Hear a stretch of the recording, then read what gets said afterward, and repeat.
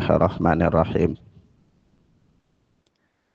Assalamualaikum warahmatullahi wabarakatuh.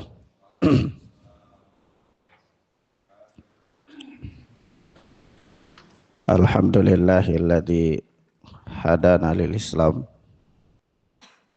wa manna alaina bih wa akhrajana fi khairi ummatin fanas'aluhu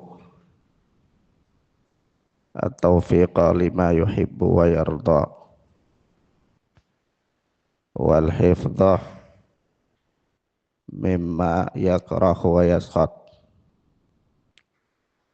Fanusalli wa nusallimu ala habibina wa sayyidina Muhammad ibn Abdillah wa ala alihi wa ashabihi wa man tabi'ahum bi ihsanin ila yaumil qiyamah. Amma ba'd. Ikhwanna fiddin, a'azzani Allah wa iyyakum. Kita masih dengan kitab Syarhus Sunnah oleh Al-Imam Al-Muzani rahimana wa rahimahullah.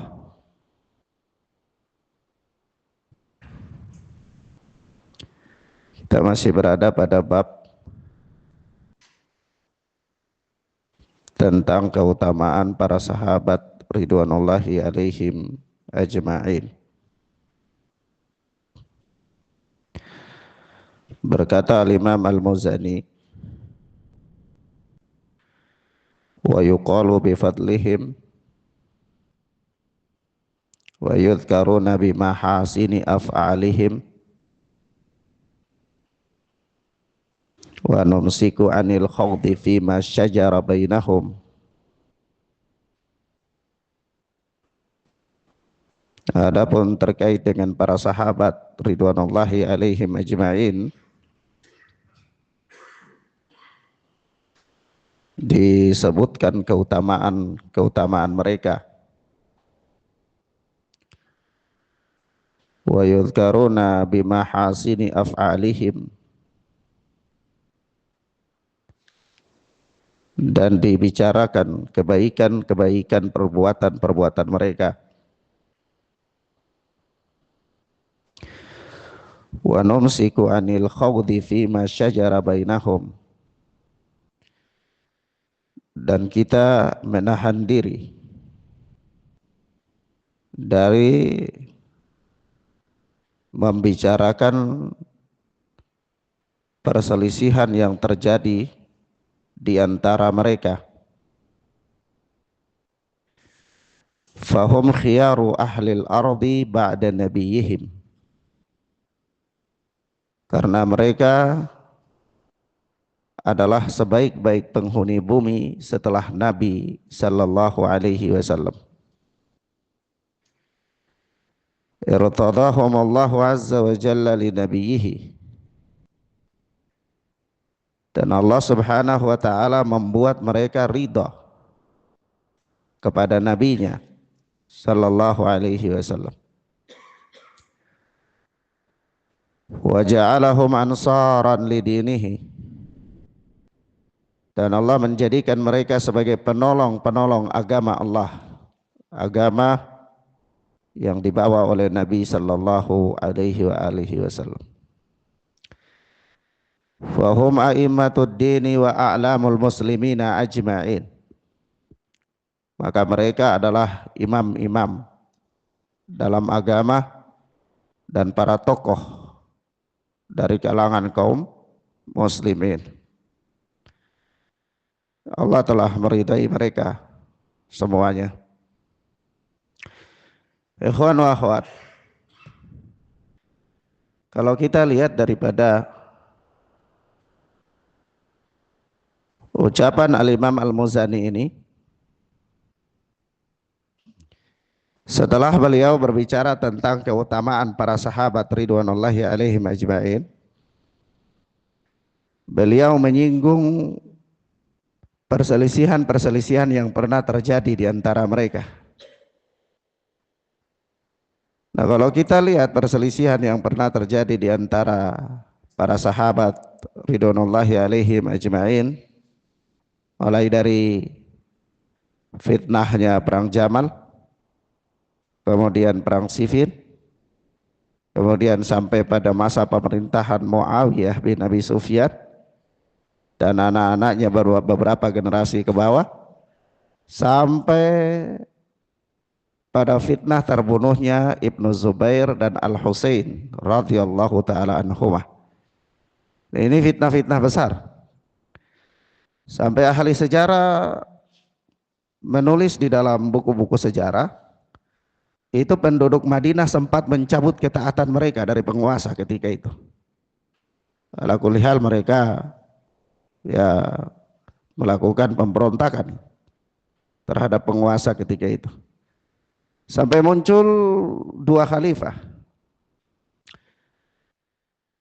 Satunya di Irak, satunya di Makkah, yang di baiat di situ Ibnu Zubair, Abdullah bin Zubair, cucunya Abu Bakar As-Siddiq radhiyallahu taala anhumah.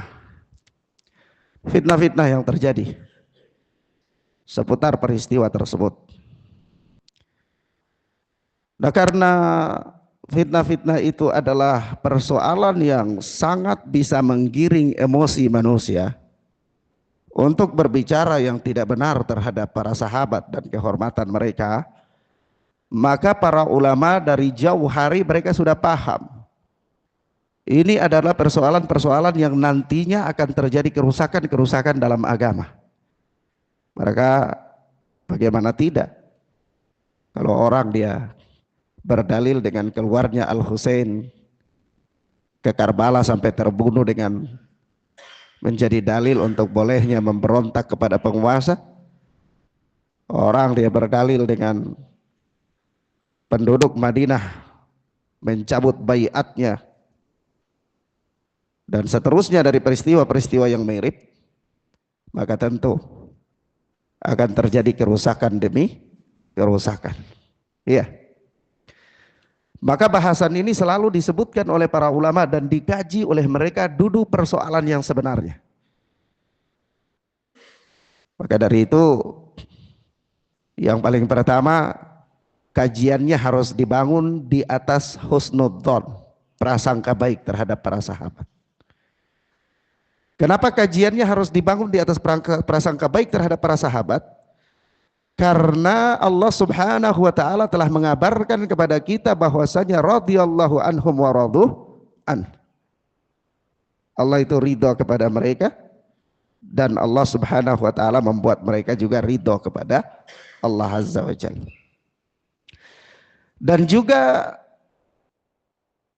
telah datang di dalam ayat Allah Subhanahu wa taala berfirman, man yushaqiqir rasula min ba'di ma tabayyana lahul huda wa yattabi ghaira sabilil mu'minin nuwallihi ma tawalla wa nuslihi jahannam wa sa'at masirah. Barang siapa yang mendurhakai Rasul setelah jelas baginya keterangan-keterangan dan dia menyelisihi jalannya orang-orang mukmin, jalannya orang-orang mukmin. Siapa jalan mereka? Para sahabat ridwanullahi alaihim ajma'in. Maka apa yang terjadi? Nuwallihi ma tawalla, kami biarkan dia leluasa dalam ketersesatannya, dalam penyimpangannya itu.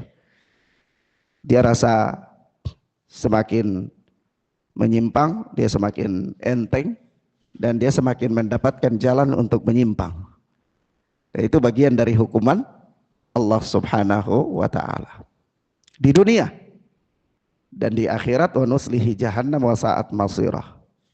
Di akhirat kami akan masukkan dia ke dalam jahannam dan jahannam itu adalah sejelek-jelek tempat kembali. Ya. Juga dibangun di atas sabda Nabi sallallahu alaihi wasallam, khairun nas qarni thumma alladhina yalunahum thumma alladhina yalunahum. Sebaik-baik manusia adalah generasiku, kemudian setelah mereka, kemudian setelah mereka. Dan juga dibangun di atas hadis Nabi sallallahu alaihi wasallam, yakni di atas perkataan Ibnu Mas'ud radhiyallahu taala anhu, di mana Ibnu Mas'ud pernah berkata, innallaha nadhara fi qulubil ibad fawajada qalba Muhammadin sallallahu alaihi wasallam khaira qulubil ibad. Allah subhanahu wa ta'ala melihat kepada hati-hati para hamba-hambanya, lalu Allah dapati hati Muhammad sallallahu alaihi wasallam sebagai hati manusia yang terbaik. Hati manusia yang terbaik. Fastafahu li nafsihi. Maka Allah pilih Nabi Muhammad sallallahu alaihi wasallam itu sebagai utusannya Allah azza wa jalla. Fabta'athahu birisalatih, maka Allah utus Muhammad sallallahu alaihi wasallam dengan membawa agamanya Allah subhanahu wa ta'ala, risalah. Thumma nadhara fi qulubil ibadi ba'da qulubi Muhammadin sallallahu alaihi wasallam. Kemudian setelah itu Allah subhanahu wa ta'ala melihat kepada hati-hati manusia setelah hati Muhammad sallallahu alaihi wasallam. Jadi perhatikan ya, syahidnya Allah melihat seluruh hati manusia. Allah dapati hati Nabi sallallahu alaihi wasallam adalah hati manusia yang terbaik. Allah pilih beliau, Allah berikan tugas untuk mengemban risalah, bawa agama. Setelah itu Allah subhanahu wa ta'ala lihat lagi kepada hati manusia selain daripada Nabi sallallahu alaihi wasallam. Fawajada quluba ashabihi khaira qulubil ibad.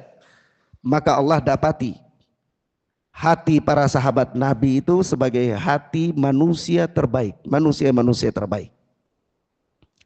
Allah dapati hati mereka sebagai hati manusia-manusia terbaik. Maka apa yang terjadi? Faja'alahum wuzara'a nabiyhi yuqatiluna ala dinihi fama ra'al muslimuna hasanan fahuwa indallahi hasanun wa ma ra'aw sayyi'an fahuwa indallahi sayyi'. Perhatikan syahidnya. Itu kemudian apa yang terjadi? Setelah Allah dapati hati-hati para sahabat ini sebagai hati manusia yang terbaik, Allah pilih mereka untuk mendampingi Nabi sebagai sahabat-sahabat Nabi, dan mereka berperang bersama Nabi. Maka apa kata Ibnu Mas'ud? Fama ra'al muslimuna hasanan fahuwa indallahi hasan. Apa-apa yang dipandang oleh kaum muslimin sebagai suatu kebaikan, maka dia adalah kebaikan. Muslim siapa yang dimaksud?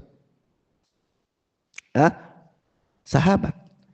Karena Ibnu Mas'ud sedang berbicara tentang hati sahabat yang terbaik, lalu di akhir beliau katakan apa-apa yang dilihat oleh al-muslimuna, kaum muslimin dengan alif lam ta'rif. Kembali kepada para sahabat Nabi sallallahu alaihi wasallam. Artinya setelah Allah dapati hati mereka hati yang terbaik, Allah pilih mereka menjadi sahabat Nabi. Mereka membuktikan ketulusan dan keikhlasan mereka bersama Nabi, berjuang bersama Nabi. Dan kalau antum mempelajari sejarah para sahabat ridwanullahi alaihim ajma'in, antum akan dapati kondisi mereka itu kalau ada di zaman kita, niscaya kita tidak akan sanggup untuk sama dengan mereka. Lah bagaimana kita belum dapat jatah beras raskin saja kita sudah ngamuk demo berhari-hari. Lah antum pernah membaca sejarah bagaimana sahabat dalam perang Uhud, dia pegang bendera, putus tangannya, dia jepit lagi, putus lagi, dia jepit lagi, putus kepalanya baru berhenti. Itu kira-kira kalau terjadi untuk kita gimana? Apa yang akan kita lakukan? Jangankan tunggu sampai lengan putus, jari putus saja sudah lari. Cari alasan, ini saya terluka di medan perang, saya butuh berobat. Ya, kira-kira habis perang baru saya bisa sembuh. Kira-kira gitu ya. Nah begitu pula ketika antum melihat bagaimana para sahabat ridwanullahi alaihim ajmain diembargo di awal-awal Islam di lembah dari lembah-lembah kota Makkah. Disebutkan oleh Al-Imam Bukhari di dalam sahihnya, Khabbab ibnu Ard itu ketika 3 tahun lamanya para sahabat itu diembargo, itu kehabisan makanan, mereka itu cuma makan biji kurma, dan biji kurma kan nggak bisa di kunyah ya, cukup diisap saja supaya bisa ada lendir, bisa telan, lalu kasih ke teman lagi, begitu. Sampai banyak di antara mereka yang meninggal, banyak ibu-ibu hamil yang meninggal, para bayi-bayi meninggal banyak sekali. Sampai Imam Bukhari meriwayatkan di dalam sahihnya itu, Khabbab ibnu Ard mendatangi Rasulullah sallallahu alaihi wasallam. Datang kepada Rasulullah, waktu itu Rasulullah ada di Ka'bah, di sekitaran beliau ada Ibnu Mas'ud dan lain-lain. Apa kata Khabbab ibnu Ard? Ya Rasulullah, ala tad'u lana? Ya Rasulullah, ala tastansiru lana? Wahai Rasulullah, tidakkah engkau berdoa kepada Allah untuk kami? Ya Rasulullah, tidakkah engkau mohon pertolongan untuk Allah, kepada Allah untuk kami? Ini kami kayaknya sudah tidak mampu melewati ujian ini. Banyak dari keluarga kami yang meninggal sakit-sakitan dan seterusnya. Tapi apa yang terjadi? Rasulullah nggak bilang, oh iya nanti kalau setelah ini kamu dapat jatah sekian, ya. Nggak ada itu. Apa kata Rasulullah? Inna man kana qablakum man yuda'u ala ra'sihi min syarr. Sesungguhnya di antara kalian ini ada orang-orang yang diletakkan di kepala mereka itu min syarr, gergaji. Lalu apa yang terjadi? Wa yukhallisu ila kadamai. Gergaji itu tarik sampai di kedua kakinya. Terpisahlah tubuh kanan dan tubuh kiri. Di gergaji. Ada juga yang diletakkan sisir yang terbuat dari besi. Nah begitu sisir itu diangkat dari kepalanya, terlepaslah sebagian isi kepala mereka bersama dengan rambut-rambut mereka. Tapi itu semua, wahai Khabbab, tidak membuat mereka meninggalkan agama mereka. Apa yang terjadi? Seketika itu langsung Khabbab ini bertambah keimanannya. Dia tidak meminta lagi kepada Rasulullah, dia semakin semangat. Maka Allah Subhanahu wa taala menggambarkan hati orang-orang yang beriman itu, idza dzukirallahu wajilat qulubuhum wa idza tuliyat alaihim ayatuhu zadatuhum imana. Apabila disebutkan nama Allah kepada mereka, maka bergetarlah hati-hati mereka, dan apabila dibacakan kepada mereka ayat-ayat Allah, maka bertambahlah keimanan mereka. Kalau dibandingkan dengan kondisi kita, dalam keadaan kayak gitu, kalau dinasihati kayak gitu, bisa bergetar ke hatinya tuh? Mungkin kita bisa protes sejuta langkah alasan yang kita lakukan untuk protes. Maka ini kita katakan mereka adalah orang-orang terbaik. Sehingga Ibnu Mas'ud mengatakan apa-apa yang dilihat oleh mereka sebagai kebaikan, maka itu adalah kebaikan. Wa ma ra'au say'an fahuwa indallahi say'. Dan apa-apa yang mereka lihat sebagai keburukan, maka itu adalah buruk di sisi Allah. Sebab itu para ulama berselisih pendapat tentang hadis. Ada jenazah lewat, lalu para sahabat memuji jenazah itu dengan kebaikan, Rasulullah katakan wajabat. Ya. Ada jenazah lewat, para sahabat memuji dari keburukan, maka apa kata Rasulullah? Wajabat. Maka ditanya oleh Rasulullah, yang ini lewat wajabat, yang ini lewat wajabat. Apa maksudnya? Ya, kalau yang tadi itu kalian menyebut dia kebaikan-kebaikan, maka dia layak untuk mendapatkan surga. Dia di surga. Jadi kalian menyebut dia dengan keburukan-keburukan, maka dia di neraka. Persaksian para sahabat diterima oleh Rasulullah atau tidak? Diterima enggak? Lalu sekarang ini kalau seandainya ada orang lewat, saya pengen ini teman dekat saya, wajabat, ini kebaikan ini. Kita puji dengan kebaikan-kebaikan. Atau kita bikin kelompok, begitu ada orang meninggal, kita berdiri di sisi kubur lalu cerita tentang kebaikan-kebaikan dia. Supaya apa? Mendapatkan hadis ini wajabat. Orang berbicara tentang kebaikannya dan dia wajib untuk mendapatkan kebaikan. Sebab itu para ulama khilaf tentang hadis ini. Sebagian ulama membatasi bahwa ini terjadi kepada para sahabat saja. Tidak terjadi kepada orang-orang selainnya. Karena orang-orang seperti kita ini tazkiyah kita tuh tidak masuk. Ya, tazkiyah kita tuh banyak kepentingan. Ya, mafhum ya ikhwan. Kalau kita memberikan rekomendasi kepada seseorang itu banyak kepentingan. Kalau kita yang memberi tazkiyah. Mafhum ya? Tapi kalau sahabat ridwanullahi alaihim ajmain, ini yang Ibnu Mas'ud katakan bahwa apa? Fama ra'al muslimuna hasanan fahuwa indallahi hasan. Apa-apa yang dilihat oleh para sahabat ini baik, maka itu adalah baik di sisi Allah. Wa ma ra'au sayyi'an fahuwa indallahi sayyi'. Apa-apa yang dilihat oleh mereka, dipandang oleh mereka sebagai keburukan, maka itu di sisi Allah adalah buruk. Kenapa? Karena hati mereka adalah hati orang-orang yang telah terpilih dan hati orang-orang yang telah diberikan rekomendasi kebaikannya oleh Allah dan Rasulnya. Sampai di sini mafhum ya akhwan?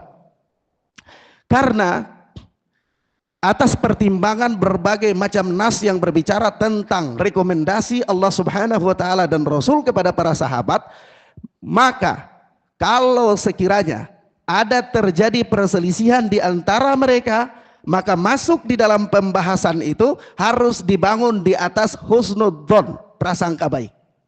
Kenapa enggak boleh prasangka buruk? Karena sejumlah ayat dan sejumlah hadis telah memberikan rekomendasi atas kebaikan agama mereka. Paham di situ ikhwan? Sampai di situ paham ya? Nah, maka dari itu Allah Subhanahu wa taala memilih mereka untuk menjadi apa? Penolong agama. Antum lihat ya, ikhwan. Di dalam beberapa peperangan pada tahun-tahun terjadinya perang Yarmuk, itu Khalid bin Walid itu beliau ada di medan perang itu sebagai panglima. Sebagai panglima memimpin peperangan, menang berkali-kali dalam peperangan. Tiba-tiba surat dari Amirul Mukminin Umar bin Khattab suruh turun dari jabatannya sebagai panglima. Ketika dia baca itu surat, sudah dia turun. Serahkan jabatan panglimanya kepada yang ditunjuk oleh Amirul Mukminin. Lalu apa yang terjadi? Apakah Khalid bin Walid pulang dengan kekecewaan? Hah? Atau Khalid bin Walid bikin kelompok-kelompok kecil untuk musyawarah siang malam sambil makan gorengan? Untuk berbicara tentang keburukan-keburukan Umar bin Khattab? Iya enggak? Tidak seperti itu. Tetapi yang terjadi justru dia tetap berada pada barisan paling terdepan, tidak mundur sedikit pun. Dia jadi panglima atau tidak jadi panglima, tidak ada urusan. Urusannya adalah apa? Mencari keridhaan Allah Subhanahu wa taala. Itu hati manusia terbaik apa tidak? Dan antum tahu peperangan di situ belum selesai, datang surat. Suruh dia berangkat lagi ke Irak. Berangkat dengan pasukannya sampai ke Irak. Belum sampai di Irak, sudah di perjalanan dapat surat lagi. Suruh berangkat ke tempat lain lagi. Dan itu dilakukan semua oleh dia. Tanpa mengeluh sedikit pun. Tanpa melakukan penawaran kepada Amirul Mukminin. Tulis surat kepada Amirul Mukminin. Tidak boleh kayak begitu. Kita nih lagi capek nih di medan perang. Ya, tidak boleh. Tapi itu semua dilakukan tanpa mengeluh sedikit pun. Antum tahu kisah Ka'ab bin Malik ketika tidak hadir dalam perang Tabuk. Ka'ab bin Malik bersama dua orang sahabat Ansar. Itu Ka'ab bin Malik sudah siapkan kuda, semua siap untuk mau berangkat. Kebiasaan Rasulullah itu kalau mau berangkat perang itu beliau sembunyikan hari kapan mau perang.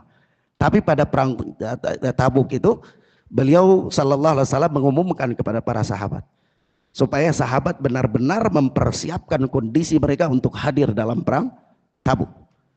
Ya kalau mau dikata supaya jangan ada yang dikecualikan. Dari jauh hari sudah dikabarkan supaya jangan ada begitu dekat lah. Saya lagi buang-buang air Ustadz. Ya Rasulullah, saya lagi diare. Kayaknya saya nggak bisa ikut. Atau ya Rasulullah, saya baru menikah, saya tidak bisa ikut. Ya Rasulullah, istri saya lagi flu, saya tidak bisa ikut. Tidak ada alasan itu sama sekali. Ya, maka apa? Jauh-jauh hari sudah diumumkan oleh Rasulullah Sallallahu Alaihi Wasallam. Begitu pada hari keberangkatan, Ka'ab bin Malik ini dilanda semacam sebuah kemalasan. Jadi dia sibuk dengan urusan lain, sibuk kayak agak malas begitu, agak lemah, jenuh. Tiba-tiba para sahabat sudah berangkat tinggalkan dia. Dia bilang, loh, Rasulullah sudah berangkat. Kata dia, oh masih dekat, nggak apa-apa. Nanti saya susul aja, nggak apa-apa. Nyantai dulu. Nyantai, pasukan makin jauh, makin jauh, makin jauh. Akhirnya karena sudah saking jauh, ya nggak jadi berangkat deh. Akhirnya sahabat ini nggak jadi berangkat. Begitu Rasulullah pulang dari Tabuk, orang-orang munafik datang kepada Rasulullah beri utur. Ya Rasulullah, saya tadinya memang sudah mau berangkat, tapi begini bla bla bla bla bla. Ya Rasulullah, saya demikian begitu. Ya. Ka'ab bin Malik bilang, kalau saya mau beri alasan, saya bisa beri alasan, dan saya ini orang pandai berbicara. Saya kalau diplomasi itu pandai, saya bisa memberikan alasan di hadapan Rasulullah, dan saya yakin alasan saya akan diterima oleh Rasulullah. Tapi enggak usah, enggak ada alasan. Maka datanglah dia di hadapan Rasulullah, dia ceritakan kondisinya. Rasulullah langsung palingkan wajah dari dia, tidak mengajak dia berbicara selama 40 hari lamanya. Setiap kali sholat itu dia berdiri di belakang Rasulullah dengan harapan kalau Rasulullah balik setelah salam, balik wajah ke hadapan jamaah, Rasulullah lihat wajahnya, barangkali Rasulullah bisa senyum. Tapi itu pun Rasulullah nggak pernah lihat wajahnya. Ya. Dan dia katakan dia punya teman sebantal sepiring. Seorang sahabat dia punya teman, itu dia datangi teman itu di kebunnya dan dia katakan, ya fulan, kau tahu saya itu seperti apa? Teman itu diam aja. Kau tahu bagaimana lurusnya agama saya? Diam aja. Kau tahu bagaimana kejujuran saya? Diam aja. Kau tahu bagaimana kita pernah bersama, kita susah bersama, senang bersama, kita ini teman, makan bersama, tidur bersama, kau tahu? Teman itu diam aja, gak jawab sedikit pun. Akhirnya Ka'ab bin Malik kecewa pulang ke rumahnya. Dia katakan saat-saat itu bumi ini terasa sempit bagi dia. Sampai dia naik di loteng rumah, hari-harinya dihabiskan di situ. Karena tidak ada teman gaul. Tidak ada apa? Teman gaul. Apa yang terjadi? Suatu hari sebelum Allah turunkan ayat untuk menerima taubatnya, surat datang dari pembesar-pembesar Quraisy, katakan kepada dia, hei Ka'ab bin Malik, kami dengar engkau dihinakan oleh sahabatmu di negerimu sendiri. Ya. Kau tidak layak untuk mendapatkan posisi itu. Kau orang yang mulia, kau orang yang baik. Datanglah kepada kita dan kita akan berikan kepada engkau jabatan yang baik. Apa yang dilakukan oleh Ka'ab bin Malik? Apa yang dilakukan? Dia robek itu surat, dia marah besar. Apa urusanmu? Tidak ada urusanmu. Urusan saya dengan saudara saya, urusan saya dengan kaum muslim, tidak ada urusan dengan dirimu. Subhanallah. Coba kalau kita lagi kayak gitu, orang datang tawar. Jangan kayak gitu. Lagi apa namanya? Usaha lagi turun aja, kalau bank datang tawar sudah kredit, padahal tahu itu riba. Iya. Apalagi sampai posisinya seperti ini. Subhanallah. Mafhum ya ikhwan?